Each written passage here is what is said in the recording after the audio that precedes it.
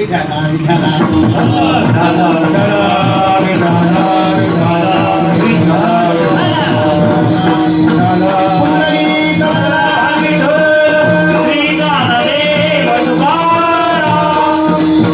दोन मैत्रिणी खूप दिवसानं बाजारामध्ये भेटल्या, मार्केटला, खाली स्टेशनच्या मार्केटला खूप दिवसांनी भेटल्या. 25-30 वर्षांनी भेट झाली. ते म्हणले काय ग, खूप दिवसांनी भेट. हो बाई, खूप दिवसांनी भेट झाली. काय त्या चाळीत राहायचो आपण, एकत्रित शेजारी शेजारी राहायचो. आता सगळ्या बिल्डिंग झाल्या, ते बिल्डिंग चाळ तुटल्यामुळे मी तिकडे बदलापूरला गेले, तू इकडं. खूप दिवसांनी भेट. हो बाई, बरं तुझं कसं आहे, बरं आहे का? त्या मैत्रिणी विचारलो काय ग, चाळीत जेव्हा राहायची तेव्हा एकदम तुझं राहणीमान साधं होतं. साधी साडी असायची, अंगावर डागडुग नसायचे, एकदम सिंपल राहायची. आता तुझ्या अंगावर डागडुग आहे, चांगली भारीतली सिल्कची साडी आहे, चांगली चप्पल आहेत पायामध्ये, सगळं चांगलं आहे. नवऱ्यानं नोकरी वगैरे बदलली की काय ग तुझ्या? तिने सांगितलं नवऱ्यानं नोकरी नाही बदलली, मी नवराच बदलून टाकला. याला बदललं म्हणून अंतःकरणातून वृत्तीत बदल झाला पाहिजे. बाह्य गोष्टीला बदलून काय चालत, बाह्य गोष्टी बदलून काय काय होणार आहे? तुम्हाला खरं सांगू का, कधी कधी काय कसा बदल होतो काय कळतच.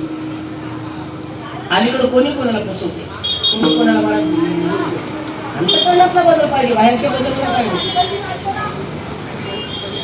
काय पूर्व शाळेत गेलो. शाळेत गेल्यानंतर मास्तरांनी विचारलं बाया काय डबा आणलाय का रे? हो आणलाय गुरुजी. काय डब्यामध्ये? त्यांना पूर्णाची पोळी. काय पूर्णाची पोळी? मी लहान असताना आईच्या हातची खायला भेटायची. लग्न झालं, ही घुस गळ्यामध्ये पडली, पोळी पोळीच विसरलो म्हणे मी. कोणती घुस? कोणती घुस? म्हणून भेटायचं नाही. बाळा मला लय पुरणपोळी आवडते रे, छान लय पुरणपोळी आवडते. गुरुजी माझा डबा तुम्ही खा. अरे पण तुझा डबा मी खाल्यानंतर तुझी आई मला काय म्हणेल? नाही नाही काही नाही, तुम्ही खा. पण आईला काय सांगशील? काही नाही सांगा म्हणे कुत्र्याने खाल्ला म्हणून. बदल वरून नको आहे, बदल अंतःकरणातून पाहिजे. तुम्ही पुरणपोळी देताय पण अंतःकरणामध्ये तुमचा भाव वेगळा आहे. शुद्ध अंतःकरण पाहिजे. स्त्रीच्या अंतःकरणानं महाराज का बोलताय का? अंतःकरण शुद्ध आहे. एक विरहिणी, एक विहरणी आणि एक विराणी, असे 3 प्रकार सांगितले होते. एक विहरणी भगवंताच्या बरोबर आहे, परंतु मला तिला परमात्म सुखाचा अनुभव येत नाही. मी तुम्हाला याच्यात बाळतिडीतलं प्रमाण सांगतो. हरीशी त्या जाती घेऊन एकांती घेऊन आणि भोग इच्छा धनी खेळा. अंतःकरणातील इच्छा, सुप्त इच्छा पूर्ण करण्याकरता परमात्म्याला वृंदावनामध्ये गोपी घेऊन जातात. पण संसारातला प्रतिबंध अंतःकरणात असल्यामुळे परमात्म सुखाचे अनुभव याला विहरणी म्हणतात. परमात्म्याबरोबर विहार करते पण संसारातला प्रतिबंध आडवा येतो कुठं ते. दुसरा प्रकार आहे. दुसरा प्रकार काय? दुसरा प्रकार ती विहरणी. दुसरा प्रकार आहे विरहिणी. परमात्म्याच्या सुखामध्ये मला रात्रंदिवस तडपडते. बेटी लागी जीवा लागली सेवा. तुम्ही पाहिलं माणूस? तुम्ही नाही, सारस पक्षी पाहिले, मी तरी कुठं पाहिलं. तुम्ही पण नाही पाहिलेला. पण ज्ञानोबा बोलतात म्हणून सांगतो. आजचं कीर्तन घरचं कीर्तन आहे बरं. मी काही टाइमपास करणार नाही, तुम्हाला असं 5 गोष्टी सांगणार नाही. अभंगाचं चिंतन संपलं की जय विठ्ठल करणार मी. 10-15 मिनिटं कमी राहिली तरी. सारस नावाचा एक पक्षी. आता त्या सारस नावाच्या पक्षाची मी तुम्हाला वैशिष्ट्य सांगतो. त्या सारस नावाच्या पक्षाचं मला का वैशिष्ट्य असं आहे, त्याला रात्रीला अजिबात दिसत नाही, दिसत अजिबात दिसत. तो सारस नावाचा पक्षी या झाडावर बसतो आणि त्याची मादी समोरच्या झाडावर. दोघं 2 झाडावर बसतात आणि एकमेकाच्या आवाजाच्या दिशेनं एकमेकाच्या जवळ येण्याचा प्रयत्न करतात, मिलनक्रिया करतात दोघं. सारस नावाच्या पक्षी त्याला रात्रीला दिसत नाही. रात्रीला न दिसणारा अजून एक पक्षी काय, त्याचं नाव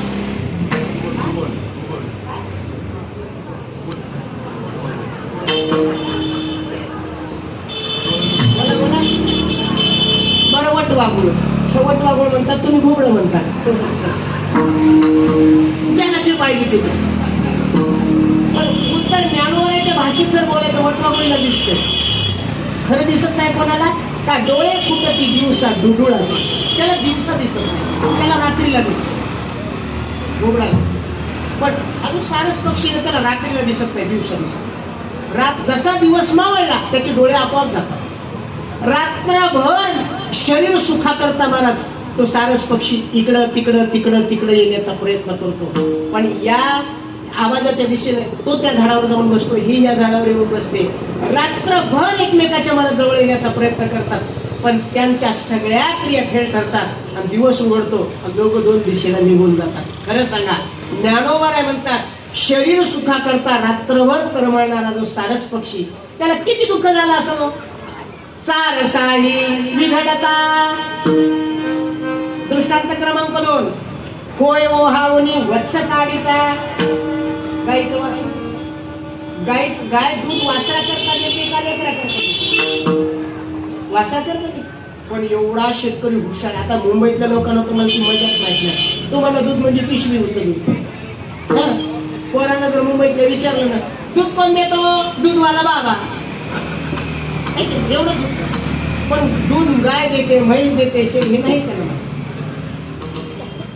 दूध काढणारा जो माणूस तो लय हुशार असतो. बरोबर वासराला गाईच्या काशेला सोडतो. काशेला सोडल्यानंतर लगे नाही मिळालं, ती पानं सोडत नाही. त्याचं वैशिष्ट्य ज्ञानोबरांनी कुठं अभ्यास केलाय. कधी क्लिनिकला गेले ज्ञानोबराय, कधी गाईच्या गोठ्यात जातात, कधी शेतात जातात. सगळ्या क्षेत्रातलं ज्ञानाविषयी गाईच्या गोठ्यात गेले ज्ञानोबराय, तिथला अभ्यास सांगतात. त्या गाईच्या काशेला वासरू लागल्यानंतर ती लगे पानं सोडत नाही. ते वासरू काय करतात, असे डुसण्या मारायला सुरुवात करतात गाईच्या कासेला. कशाचे डुसणे? हा तोंडानं डुसण्या मारतो. तसं आपल्या श्रीगुरु रूपी गाईनं आपल्यावर कृपेचा दुधाचा पाना सोडावा असं जर वाटत असेल तर आपण काय केलं पाहिजे? कशाच्या?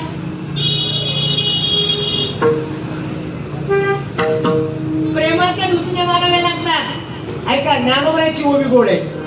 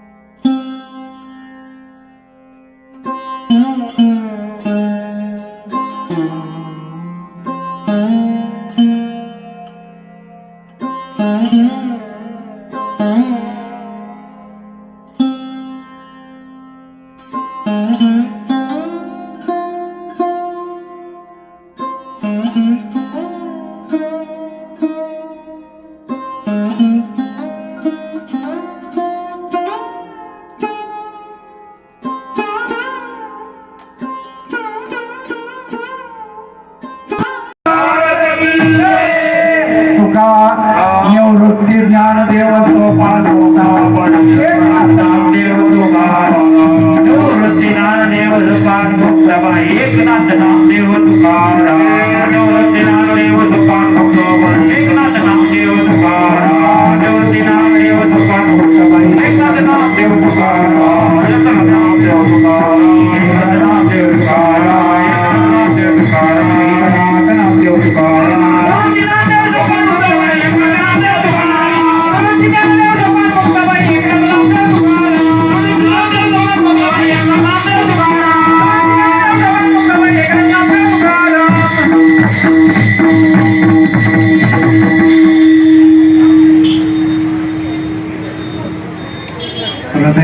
विषय आहे तुम्ही आता बसलाय ना असं बसलेला आहे आणि भगवान कृष्ण परमात्मा सगळ्यांना शिदोरी वाटतोय. अगोदर नियम सांगितलं आणि नियम सांगितल्यानंतर भागवतात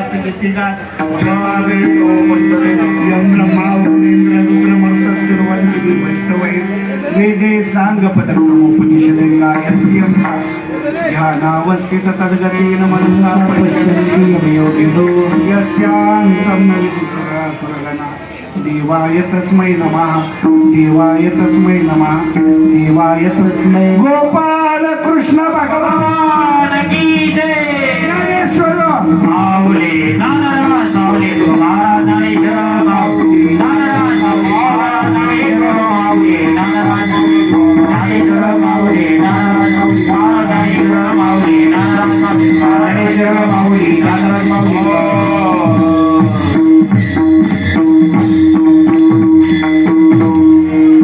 आज ऐका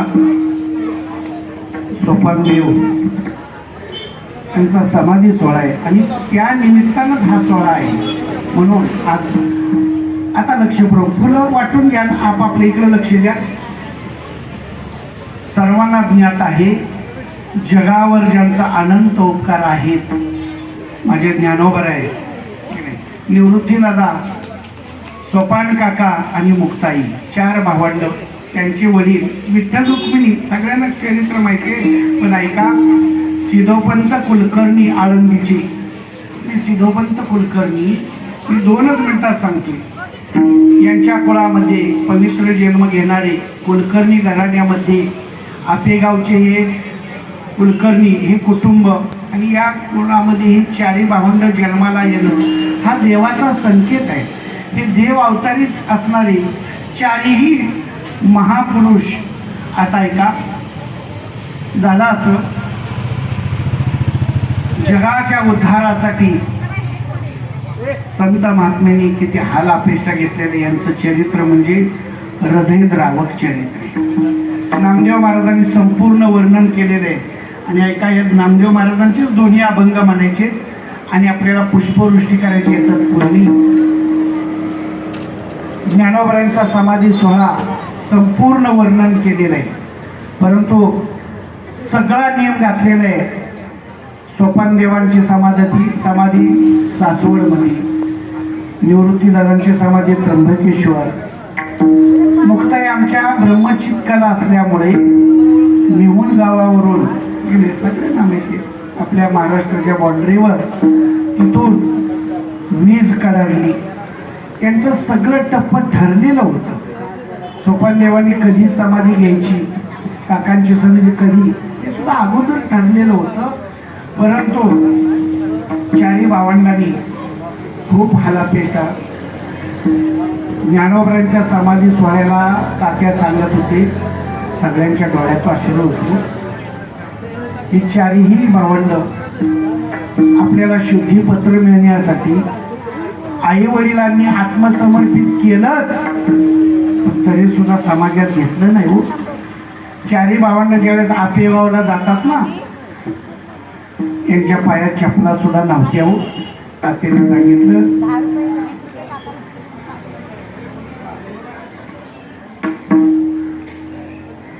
आमच्या गाडीची टायर 50-50 हजार रुपयाची टायर येतो, पण या लेकरांच्या पायात चपली सुद्धा नाही. पैठणला जात असताना मुक्ताई माझी नाजूक होती हो. मुक्ताईला दादा मी उचलून घ्यावं, दादा काटक टोचते तर शुद्धीपत्र मिळण्यासाठी नाथ प्रयत्न करणार, तरी नाही हो. समाजानं अन्न सुद्धा खाऊन दिलं नाही हो. आज आम्ही त्यांचं नाव घेतलं ना, प्रकाश माझा पाची पकवान आम्हाला मिळते. मी मुंबईत कालपासून आलोय, तुम्हाला माहिती सुद्धा नाही. मोठमोठ्या साहेबांनी मला नेलं. आता फोन मला DYSPचा येतोय सारखा, महाराज आमच्या घराला पाय लागून. प्रत्येक वेळेस आम्हाला ही चारी भावट आठवण. बघाय सोपन काका वारकरी संप्रदाय मोठे लग्नासाठी या भावांना लई मोठा हाता येऊ, लई मोठा रजेत राहून विषय आज त्यांच्या समाधी सोहळ्याला निश्चितच अजून आम्हाला वाटतं जणू काय आत्ता झाले. 700 वर्ष होऊन जरी गेले असले, आता सासवडमध्ये प्रत्येकाच्या डोळ्यात अश्रू असतील. प्रत्येकाच्या त्या भावांना लय हाल काढले. संप्रदाय मोठ्या करण्यासाठी चारी भावांनांचं फार लोकांना ज्ञानोबऱ्यांचा अनंत उपकार आहे, अनंत उपकार आहे.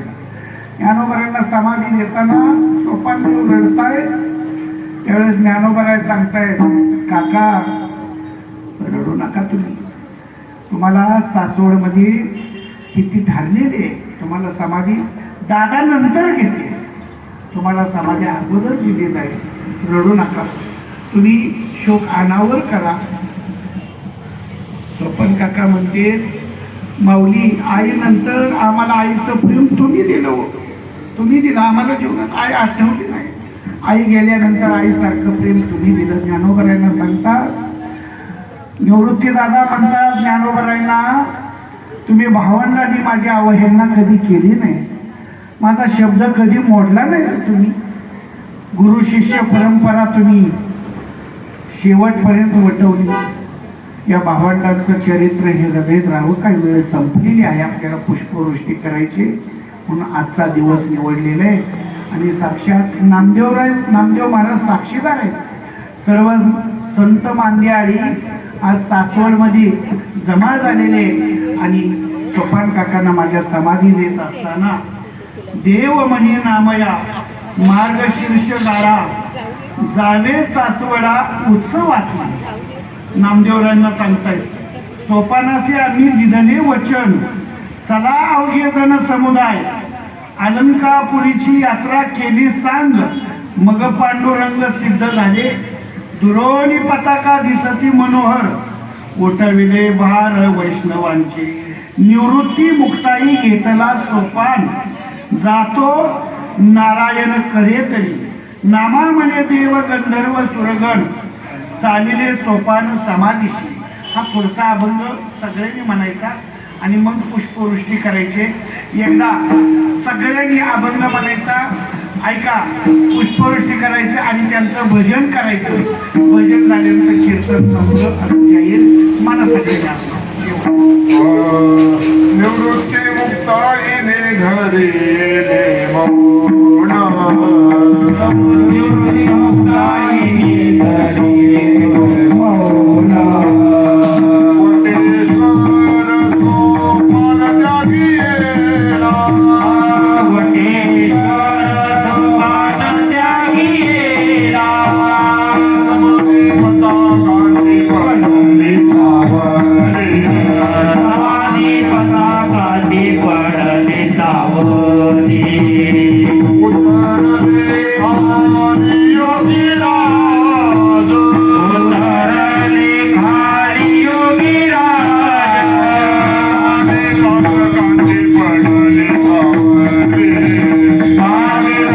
काठी पडली सावली समाधी पातकाची पडली सावली समाधी पातकाची पडली सावली पांडुरंगा संगी गेली ऋषीश्वर पांडुरंगा संगी गेले ऋषीश्वर मानवतेश्वर वैष्णवी मानवतेश्वर वैष्णवी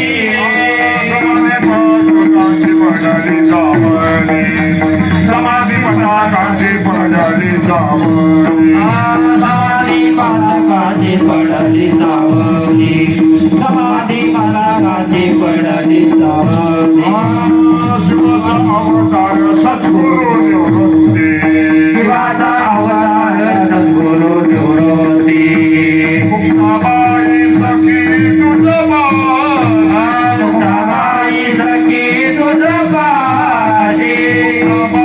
सखी तुझबाई मुक्ताबाई सखी तुझबाई समाधी पताकाची पडली सावली समाधी पताकाची पडली सावली समाधी पातकाची पडली समाधी समाधी पातकाची पडली समाधी अंतरी ते जनता पंढरीनाथ अंतरी गाणगाव पंढरीनाथ आले अशुभात सोपनाथे आणि अशुभात शोभनारे समाधी अशुभात सोपनाथे आणि अशुभात शोभनारे पताकाची पडली सावली समाधी पताकाची पडली सावली समाधी रसाची पडली सावली समाधी पातकाची पडली सावली उतरले खाली योगी राज उतरली खाली योगी राज उतरले खाली योगी राज उतरली खाली योगी राज आधी लोकांनी गावली उभी भारी तोही कडे मुका पसरवली कडे लागत म्हणे अवघातनी प्रकाश वाटो एकावे गावे शिवलिका संभ्रम बोलिया ब्रह्मादिका उत्तम लोकाला गहू काला वाटो एकावे गावे शिवलिका संभ्रम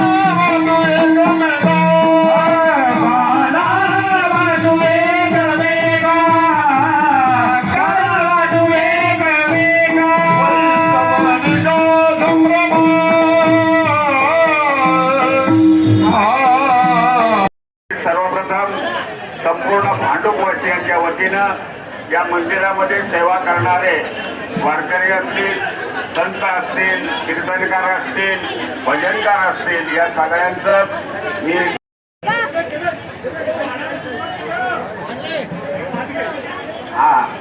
काही मी मगाशी म्हणालो, काही स्थापन करणारे काही भक्त होते, त्यामध्ये आमची मातोश्री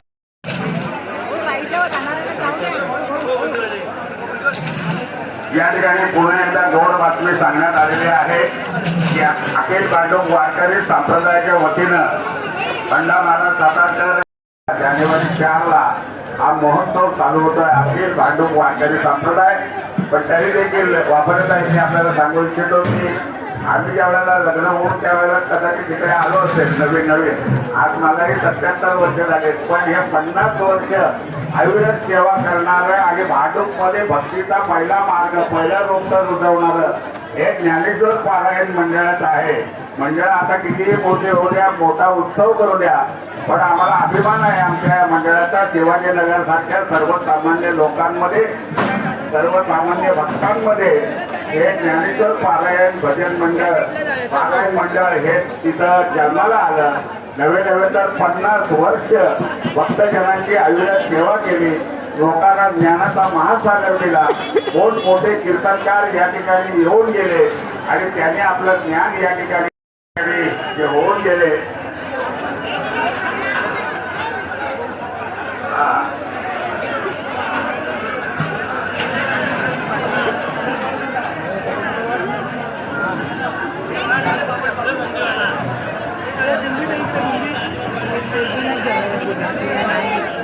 तेव्हा मी भक्तांना विनंती करेन की खाली यावर्षी जेवणाचा प्रकार खूप म्हणजे बनवलेला खूप ते जेवणाचे टोप आहेत, त्या कृपया भोजन जे घ्यायचं असेल कोणतंही वर्षाचं भोजन आपल्या मुखात पडावं म्हणून भक्तांची फार मोठी झुंबड उडाली आहे. या ठिकाणी जल्लोषपूर्ण वातावरणामध्ये पांडुरंगाचं मनामध्ये नामचिंतन करत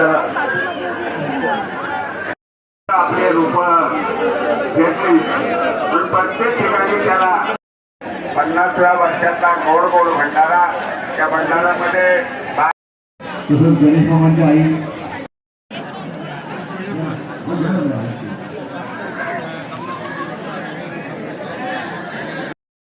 की 50वं वर्ष आहे. मंडळाने आणि तमाम त्यांचे सर्व पदाधिकारी कार्यकर्ते यांच्या वतीनं शिवाजीनगर सार्वजनिक गणेशोत्सव मंडळ सप्तर्षी देवी यांचं मंडळ या सर्व असणाऱ्या इथल्या मंडळाच्या वतीने देखील. चला वाडी मंडळी वाढून झालेल्या सर्वांनी वरती जायचं आहे. इंगे चला वरती वरती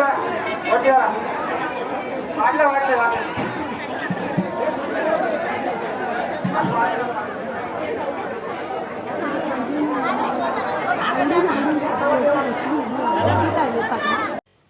तुम्ही जर आपल्या चॅनलला नवीन असाल तर चॅनलला सबस्क्राईब करायला विसरू नका. जी बाजूची बेल आयकॉन असेल त्या नक्की दाबा. आपले नवीन व्हिडिओ बघायला मिळेल. थँक्यू.